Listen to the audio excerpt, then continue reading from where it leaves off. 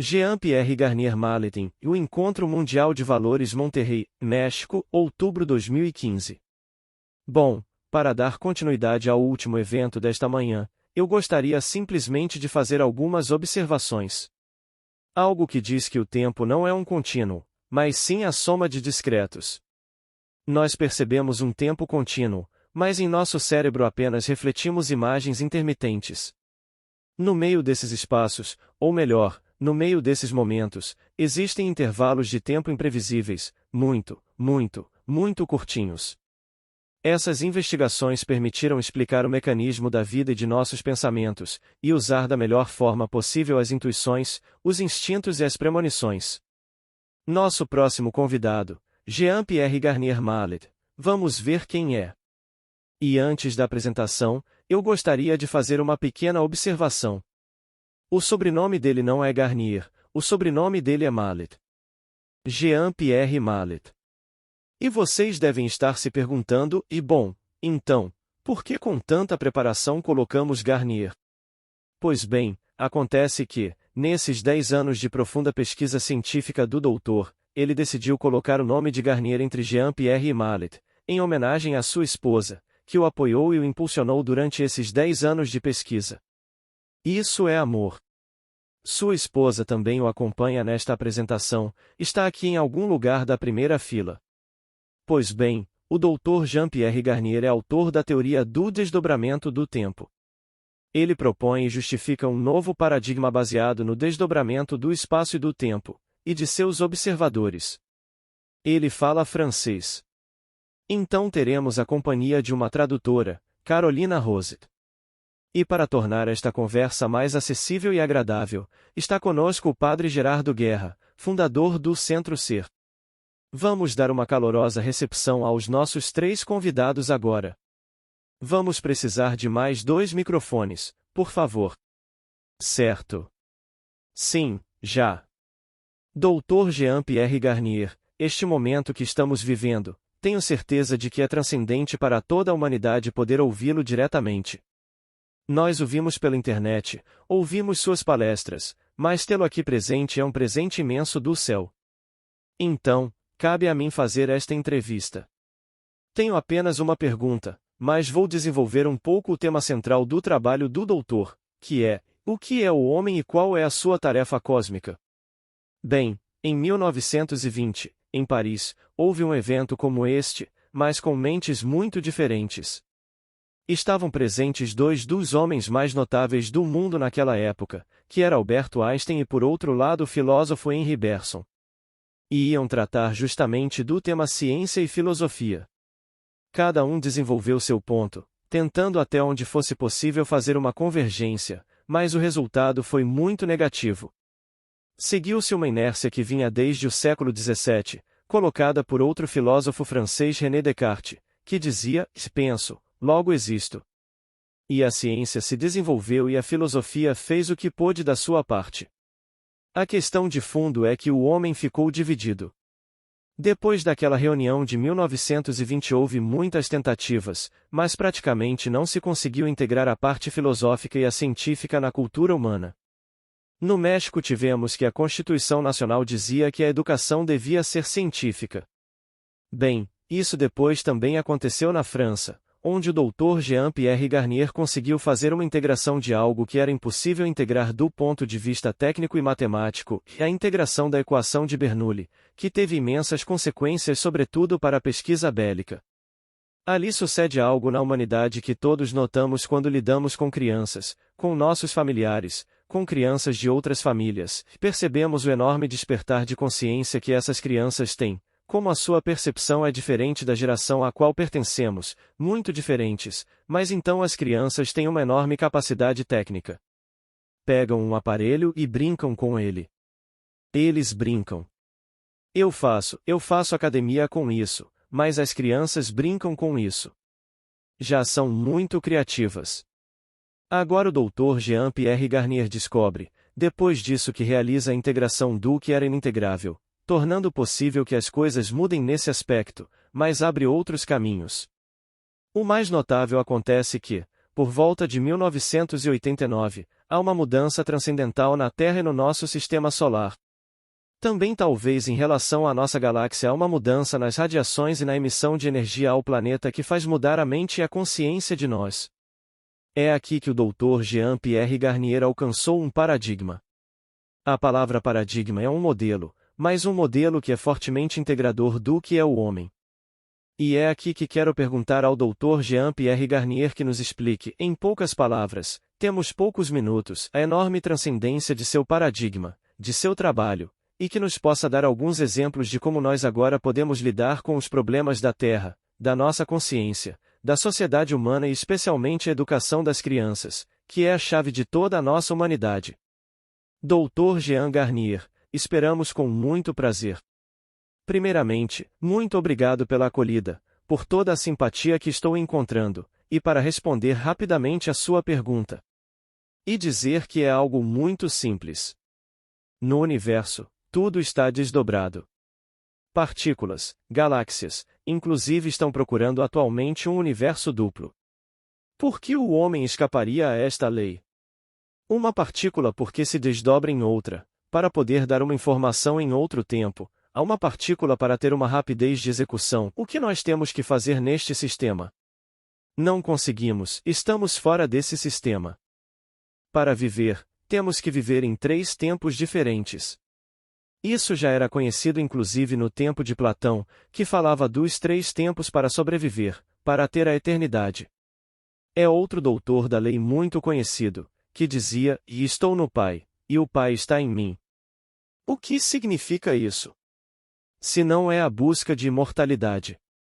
Não vou entrar em detalhes científicos. Isso requer reconhecer algo essencial, nos fazem crer que estamos a serviço da ciência, mas nós somos a ciência. Todas as leis nos servem e estão em nós. E uma lei essencial é que o tempo e a propriedade de tempo, a ciência conhece e não se aplica. Quer dizer que, e 2 tempos perceptíveis sempre estão separados por um tempo imperceptível. Não percebemos o tempo todo o tempo. Isso já está provado, está demonstrado pela imaginária médica. A partir disso, para que servem esses tempos imperceptíveis? Sabemos que a energia do infinitamente pequeno, que a energia é dada por quantum de energia, não é contínua. Para que serve essa descontinuidade? Por outro lado, também sabemos cientificamente que nesses tempos imperceptíveis, que uma partícula dispõe de uma energia infinita. Para que serve isso? Uma energia infinita num tempo nulo. A menos que o tempo não seja nulo. Isso quer dizer que é possível mudar a minha percepção de tempo. E aqui há algo que revoluciona a ciência, eu sou obrigado a intervir no observador do universo. Mas que universo? Sabemos que não observamos praticamente nada no universo. Sabemos que existe uma massa invisível, chamamos isso de massa escura, também chamada de energia escura, que está entre a massa real e a massa escura. Sabemos que existe, mas não é observável. Então tenta-se buscar o porquê. E por definição, há uma parte do tempo que não é observável. Então, para que serve? Em nossa vida diária para que serve? Serve para a antecipação, a intuição, o instinto de sobrevivência, a premonição, para poder ter um potencial de vida como os potenciais das partículas, vários potenciais para nossa disposição, em um tempo nulo. Isso quer dizer que cada vez que pensa em algo, em um tempo nulo, imediatamente em outra realidade, se efetua as causas das consequências desse pensamento. E essa realidade que vai fabricar os potenciais vai fazer perguntas, vai responder em um tempo que para nós não existe. A resposta que nos chega ao mesmo tempo que a pergunta. Nossa pergunta está no inconsciente, que nem sequer sabemos que começamos a pensar, 0,5 segundos antes de sabermos, nosso cérebro já o sabe. E na nossa realidade fazemos uma pergunta, temos um desejo, uma vontade de fazer algo, porque obedecemos à informação que recebemos, dessa realidade que fabricou nosso futuro em um tempo que não existe. E somos, portanto, marionetes desse tempo. A pergunta que devemos fazer é: não estaria eu também nesse tempo se eu pudesse me desdobrar? Que qualquer partícula é como qualquer outra coisa, e galáxia, estrela, como qualquer galáxia. Quando descobri essa teoria, há mais de 25 anos, na galáxia se considera que havia 2% de estrelas duplas. Mas hoje em dia, na galáxia, a exceção é de 1 a 2%, tudo está desdobrado.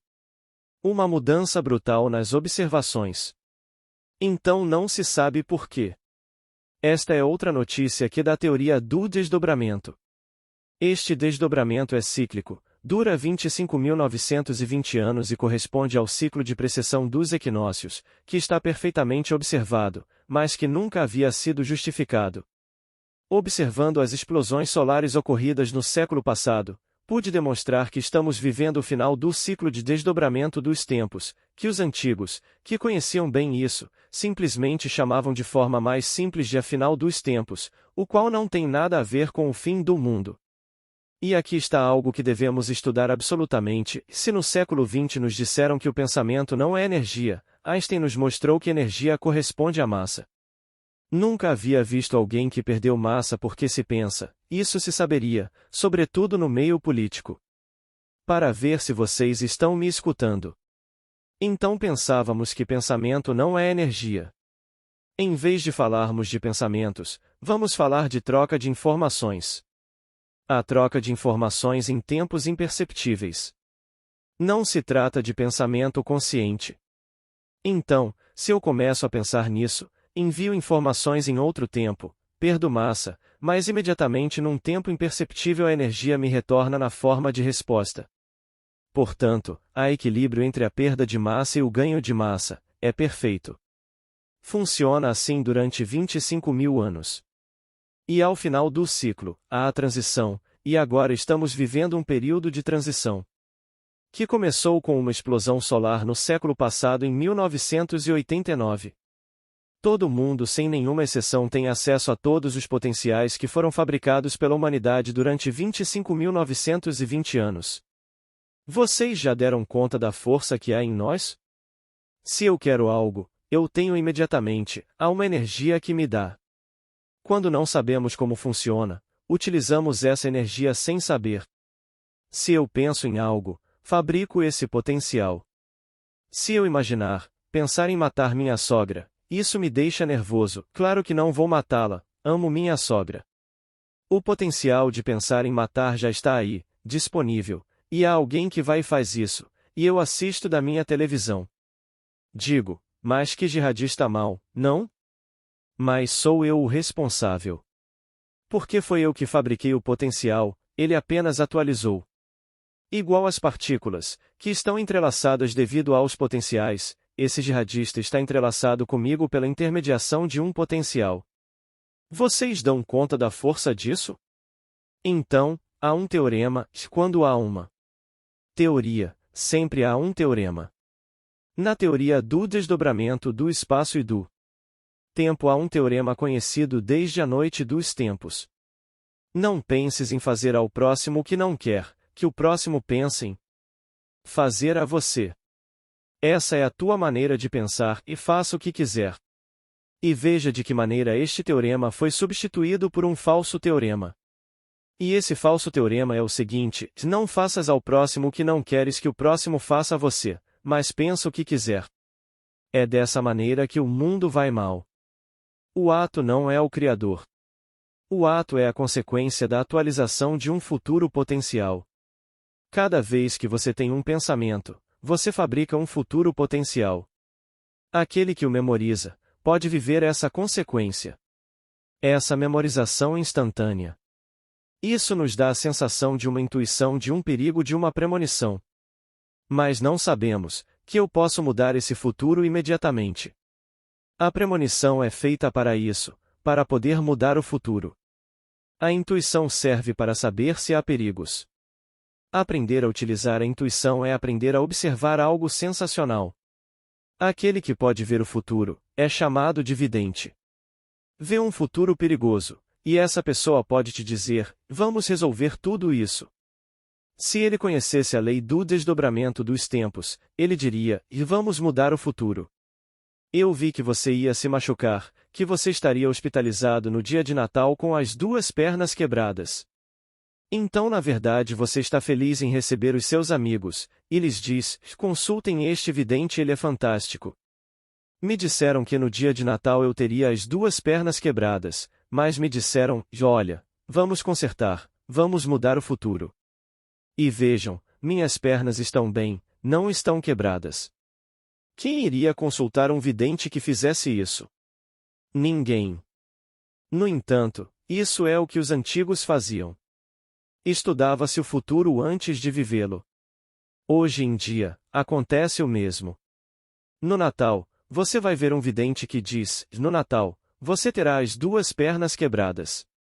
Que feliz você está no dia de Natal, no hospital, com as duas pernas quebradas, recebendo a família e amigos, e você lhes diz: consultar é fantástico. Me disse que estaria dessa maneira, e veja como sofro. Ele estava certo. Esse potencial está disponível, para não sofrer, para viver o melhor futuro possível. De que maneira é viver o melhor futuro possível? Teorema muito bem conhecido. De um cientista chamado Jesus, que disse isso há 2000 anos: não pensas em fazer ao próximo o que não gostaria que o próximo pensasse em fazer a você. Outro, 7 séculos depois dizia o mesmo, chamava Mohammed, dizia: ame seu irmão assim como gostaria que seu irmão amasse você. É a mesma coisa. E antes de Jesus Cristo houve outro cientista chamado Buda: não busque respostas para perguntas que você não se faz. A lei do meio-termo já era conhecida. De onde vem tudo isso? Temos traços no Evangelho de Tomé, apóstolo de Jesus, que foram encontrados na Etiópia nos anos 1940. Quando foste uno, existisse dois, e quando foste dois, volta a ser uno, quando é masculino e feminino, o interior como o exterior, que sereis uno, quereis. É um evangelho de um apóstolo de Jesus, que foi suprimido no século V depois de Jesus Cristo, que foi encontrado novamente. Por que desde então não se fala do desdobramento dos tempos? Por quê? Porque há duas coisas. Se todo mundo pode ter acesso ao futuro, que vão ter razão.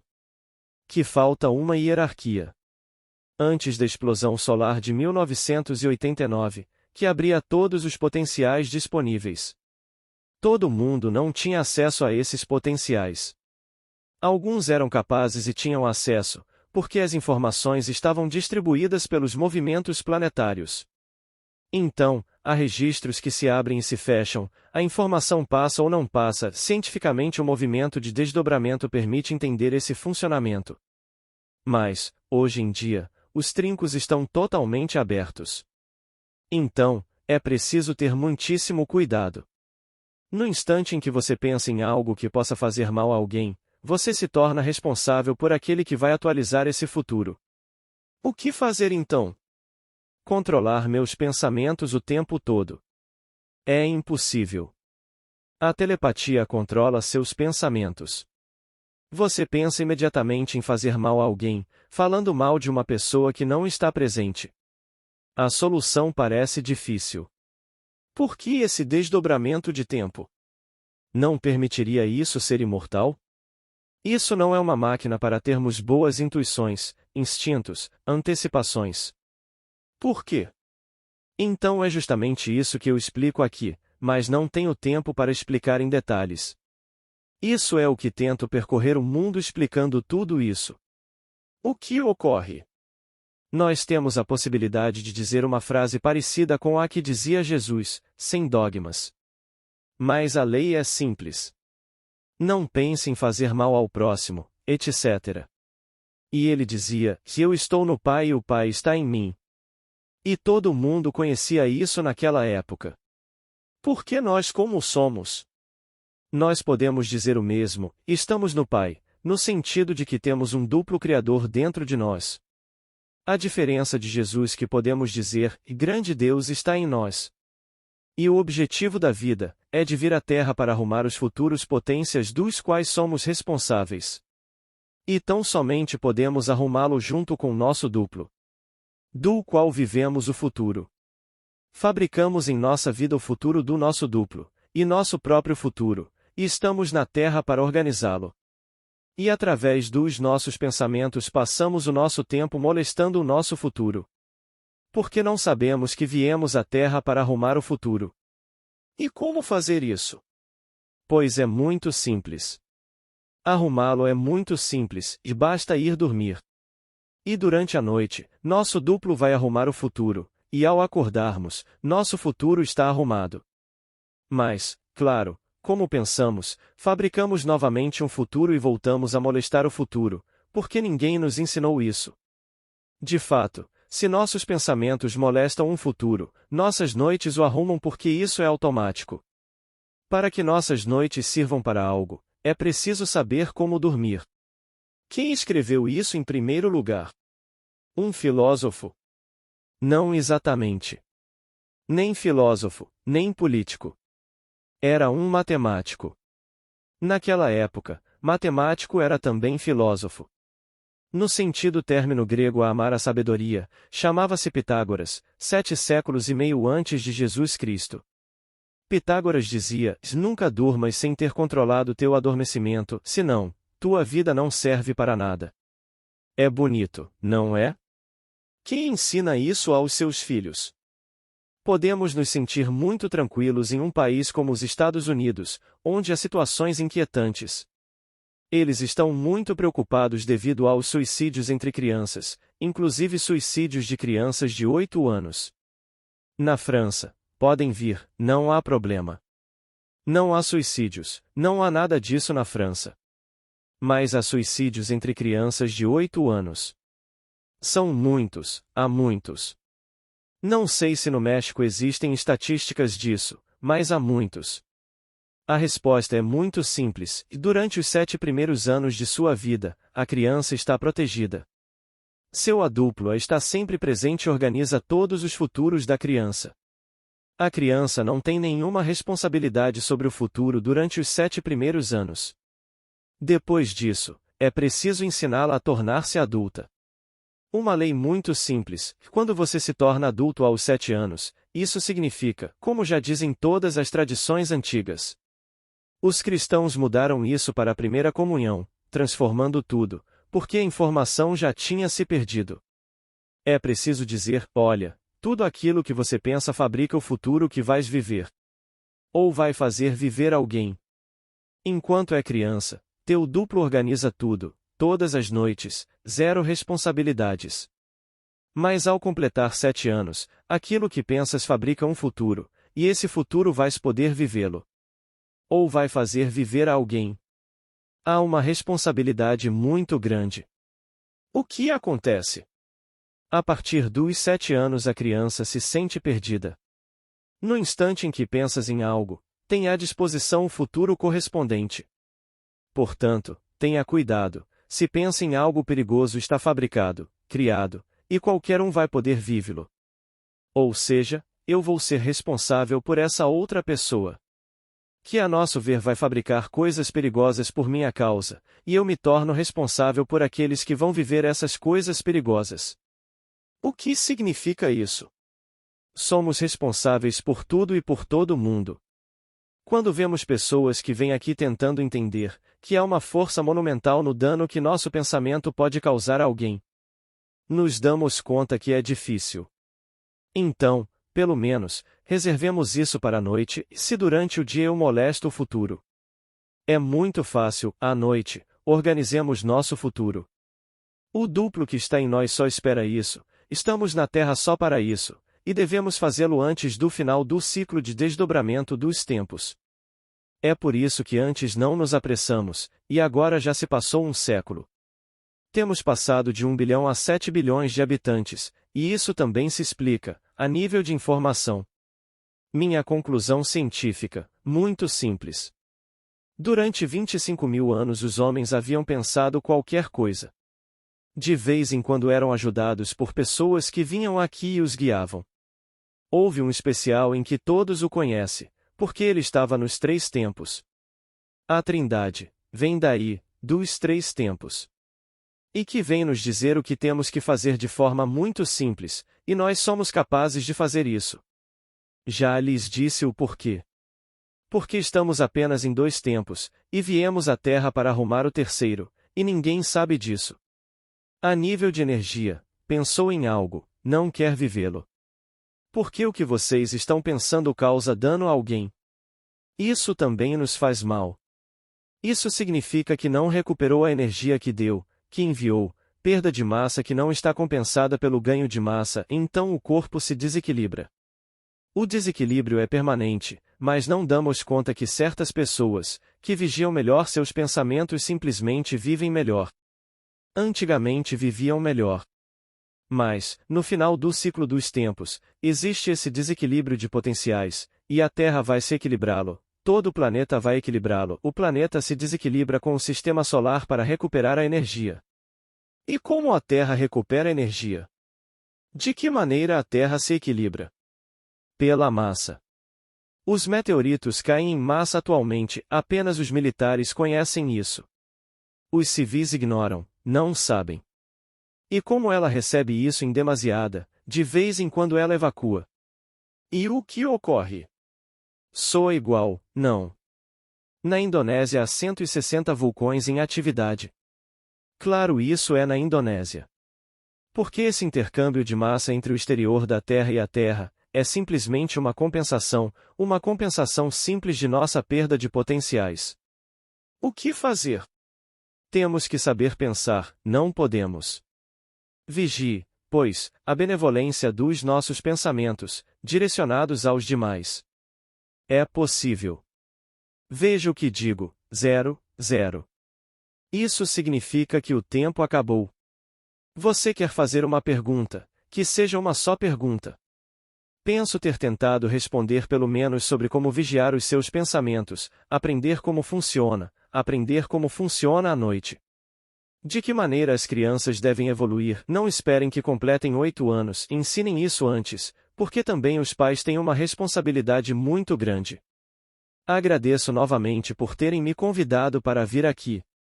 Este público está predisposto a me ouvir. Então, vão além da escuta, perguntem, informem-se, e vocês verão que tudo pode mudar, e veremos mudanças. Podemos parar um vulcão, podemos parar uma tempestade, um tufão. Podemos parar seja o que for, com a benevolência do nosso pensamento em relação aos outros. E muito obrigado. Convidamos Javier Benítez e Cristina Gonzalez para fazer a entrega do reconhecimento e agradecimento por nos acompanharem, a Jean-Pierre Garnier Mallet e ao Padre Gerardo Guerra. Obrigado pelos aplausos e pela foto aqui. Muito obrigado.